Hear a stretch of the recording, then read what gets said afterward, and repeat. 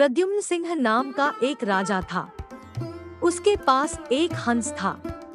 राजा उसे मोती चुगाया करता और बहुत लाड़ प्यार से उसका पालन किया करता।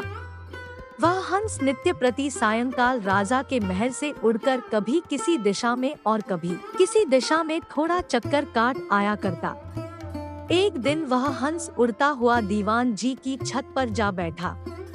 उसकी पुत्रवधू गर्भवती थी।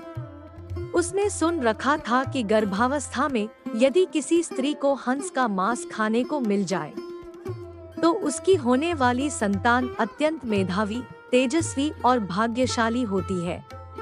अनायास ही छत पर हंस आया देखकर उसके मुंह में पानी भर आया। उसने हंस को पकड़ लिया और रसोई घर में ले जाकर उसे पकाकर खा गई। इस बात का पता न उसने अपनी सास को लगने दिया, न ससुर को और न पति को ही, क्योंकि उसे भय था कि अगर राजा को इस बात का सुराग लग गया तो बड़ा अनिष्ट हो जाएगा। उधर जब रात होने पर हंस राजमहल में नहीं पहुंचा तो राजा रानी को बहुत चिंता हुई। उनका मन आकुल व्याकुल हो गया। चारों ओर उसकी खोज में आदमी दौड़ाए गए, लेकिन हंस कहीं हो तब मिले न। राजा ने अड़ोस पड़ोस के शहरों कस्बों में भी सूचना कराई कि अगर कोई हंस का पता लगा सके तो राज्य की ओर से उसे बहुत बड़ा पुरस्कार दिया जाएगा। 10-20 दिन निकल गए, कुछ भी पता नहीं लग सका। चूँकि वह हंस राजा और रानी को बहुत प्रिय था, अतः वे उदास रहने लगे। एक दिन एक कुटनी राजा के पास आई और बोली कि वह हंस का पता लगा सकती है, लेकिन उसे थोड़ा सा समय चाहिए। राजा ने कहा, मेरे राज्य के पंडित ज्योतिषी, हाकिम हुकाम और मेरे इतने सारे गुप्तचरों में कोई भी पता नहीं लगा सका, तुम कैसे पता लगा सकोगी? कुटनी ने कहा, मुझे अपनी योग्यता पर विश्वास है। अगर अन्नदाता का हुक्म हो तो एक बार आकाश के तारे भी तोड़कर ले आऊं। आप मुझे थोड़ा सा समय दीजिए और आवश्यक धन दे दीजिए।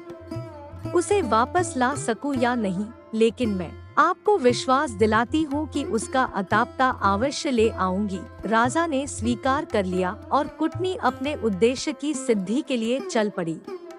सबसे पहले कुटनी ने यह पता लगाया कि शहर के धनिक घरों में कौन कौन स्त्री गर्भवती है। उसे पता था कि गर्भावस्था में किसी स्त्री को यदि हंस का मांस मिल जाए तो वह बिना खाए नहीं रहेगी। साथ ही यह भी जानती थी कि साधारण घर की कोई स्त्री राजा का हंस पकड़ने का साहस नहीं कर सकती। खोजते खोजते उसे पता लगा कि दीवान की पुत्रवधू गर्भवती है। अतः उसके मन में संदेह हो गया कि हो सकता है राजा का हंस उड़ते उड़ते किसी दिन इनके घर की छत पर आ गया हो और गर्भावस्था में होने के कारण लोभवश यह स्त्री उसे खा गई हो। कुटनी ने सोचा, किसी भी स्त्री के साथ निकटस्थ मैत्री करने के लिए उसके पीहर के हालचाल जानना आवश्यक है। इसलिए कुटनी उसके पीहर के गांव पहुंची। वहां जाकर उसने पीहर वाले सारे लोगों के नामधाम तथा उनके घर में बीती हुई खास खास पुरानी घटनाओं की जानकारी ली। उसे पता लगा कि दीवान जी की पुत्रवधू की बुआ छोटी उम्र में ही किसी साधु के साथ चली गई थी और आज तक लौटकर नहीं आई है। उसने सोचा, अब दीवान जी के घर जाकर उनकी पुत्रवधू की बुआ बनकर भेद लेने का अच्छा अस्त्र अपने हाथ आ गया। वह दीवान जी के घर गई। उनकी पुत्रवधू के साथ बहुत स्नेहमत्व की बात करने लगी और बोली, बेटी, मैं तेरी बुआ हूँ।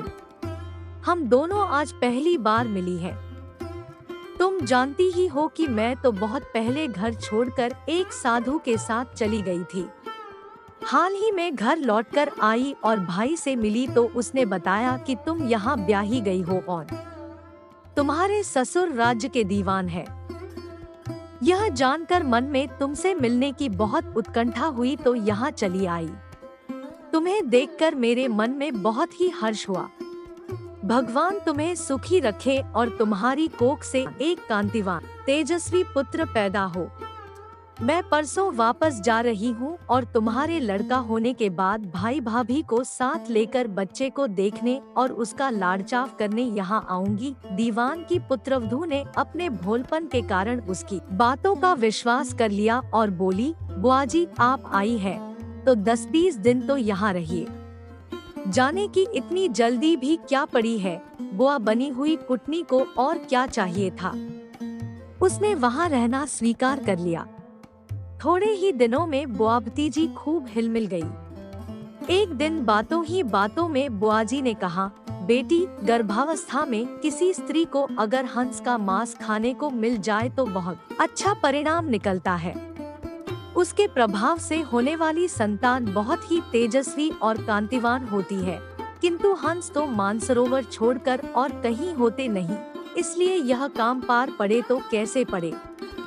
यह सुनकर उसने अपने हंस खाने की बात बुआ जी को सहज भाव से बता दी।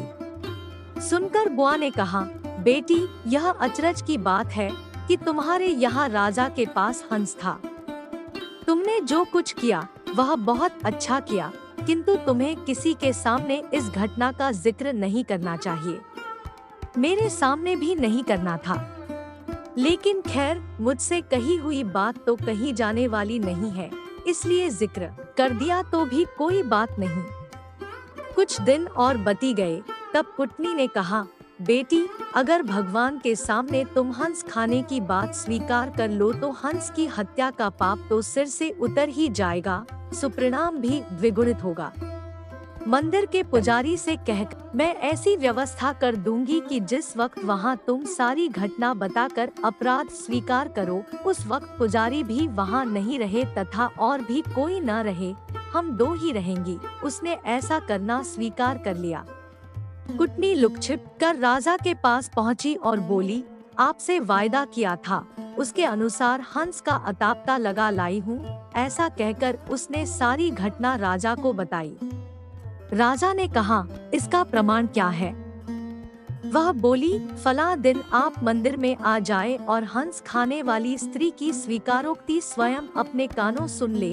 राजा ने ऐसा करने की हाँ भर ली। नियत दिन समय से कुछ पहले पूर्व योजना के अनुसार कुटनी ने राजा को एक जरा ऊंचे स्थान पर रखे हुए एक बड़े से ढोल में छिपा दिया और बुआ भतीजी मंदिर पहुंची।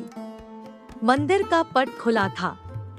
पुजारी या और दूसरा कोई भी व्यक्ति वहां नहीं था।